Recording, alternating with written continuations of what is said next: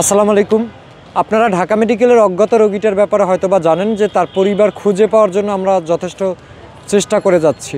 তো অজ্ঞাত রোগী যে ঢাকা মেডিকেলে ভর্তি, তার পরিবারের সাথে যেই সামাজিক যোগাযোগ মাধ্যমে যে পরিবারের সন্ধানটা পাওয়া গিয়েছিল, সিরাজগঞ্জে তার বাড়ি।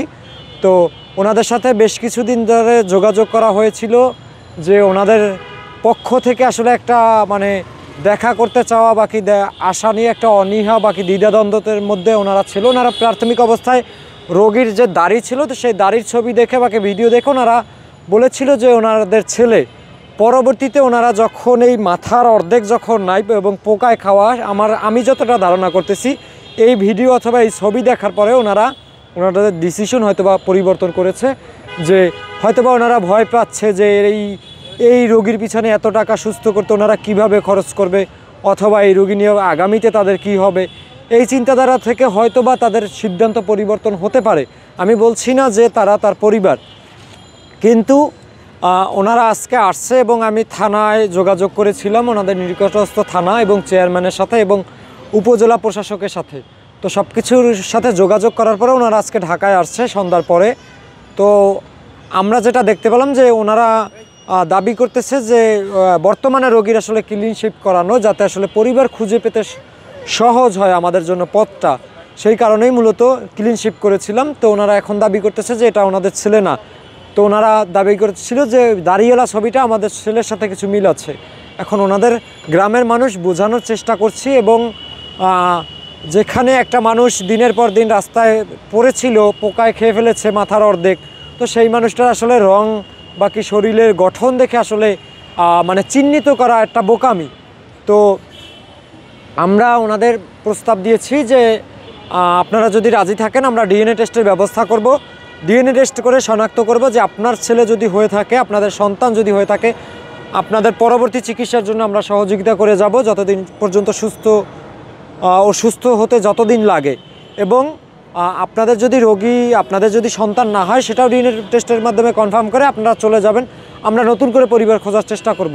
তো এই ছিল, আমি তাদেরকে পরামর্শ দিয়েছি, বাকি ওনাদের বুঝিয়েছি, এবং ওনারা একটা কথা বলেছিল আমাকে যে আমাদের যদি ছেলে হয় তাহলে তোমাদের জন্য সারা জীবন দোয়া করব। তো আমি তাদেরকে একটা উল্টা প্রস্তাব দিয়েছি যে যেহেতু আমি জানতাম না যে আপনার ছেলে কিনা বাকি কার ছেলে, আমি মানুষ হিসেবে আমার দায়িত্বটা আমরা পালন করতেছি, আমরা স্বেচ্ছাসেবকরা।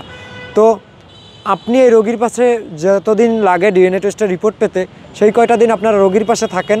আপনাদের ছেলে না হলেও দেশবাসী বাকি আল্লাহর তরফ থেকে তো আপনারা একটা সওয়াব বাকি একটা দোয়া পাবেন মানুষের পক্ষ থেকে। তো এই প্রস্তাবটা তাদের দেওয়া হয়েছে। তো কথা বলে জানাবো আপনাদের যে ডিএনএ টেস্টের মাধ্যমে আসলে আপনাদের মতামতটা দিবেন। ওনারা আসলে আমি সম্ভবত আমার ধারণা করতেছি যে ওনাদের চেহারার সাথে অনেকটা মিল আছে, কিন্তু ওনারা আসলে ওই যে রোগীর যেহেতু অবস্থা খারাপ ছিল, ওনারা এটা দেখে হয়তোবা ভয় পাচ্ছে। তো আমি একটা জিনিস ধারণা করতেছি, সেটা আপনাদের এখনই আমি ক্লিয়ার করব না, সেটা পরবর্তীতে হয়তোবা আমি ক্লিয়ার করব। ঠিক আছে, রোগীর বোনের সাথে চেহারায় মিল আছে, ওর বাবার সাথেও চেহারার মিল আছে যারা আসছে। তো তার মায়ের সাথে অতটা মিল নেই। আমি এখন যেটা বলতে চাচ্ছি এটা আসলে আপনারা অনেকেই বুঝে ফেলবেন অথবা নাও বুঝতে পারেন, সেটা যার আসলে বুদ্ধি ক্ষমতার একটা বিষয়। আমি বলছি না, আমি হতেও পারে যে ওই ছেলের মা দুজন, এরকম হতে পারে। আমি ধারণা করতেছি যে এমনও তো হতে পারে সে তো এখন যে তাকে দেখতে আসছে, এটা তো আমি সত্য মিথ্যা জানি না, বাকি তাদেরকে আমি দোষারোপ করছি না। হতেও পারে সেটা তার সৎমা, হতেই পারে সে সৎমার কারণে হয়তোবা সে হারিয়ে গেছে, এরকমও হতে পারে। বাকি সেই সৎমায়ের আচরণের কারণে হয়তোবা তার বাবা নিতে অনাগ্রহ প্রকাশ করতেছে, এরকমও হতে পারে। তো যেহেতু প্রশাসনের মাধ্যমে তার যে পরিবার দাবি করেছিল বাবা মা, সেই বাবা মাকে যেহেতু প্রশাসনের সাথে কথা বলে ঢাকায় আনার ব্যবস্থা করেছি, তো আমি চাই যে ওদের ডিএনএ টেস্ট করে কনফার্ম করা হোক যে ওই পরিবারের সে সন্তান কিনা। বাকি যদি না হয় তাহলে আমরা অন্য কোনোভাবে চেষ্টা করব। যাই হোক, তার পরিবারের সাথে আপনাদের পরিচয় করিয়ে দেব একটু পরে। সবাই ভালো থাকবেন, আল্লাহ হাফেজ, আসসালামু আলাইকুম।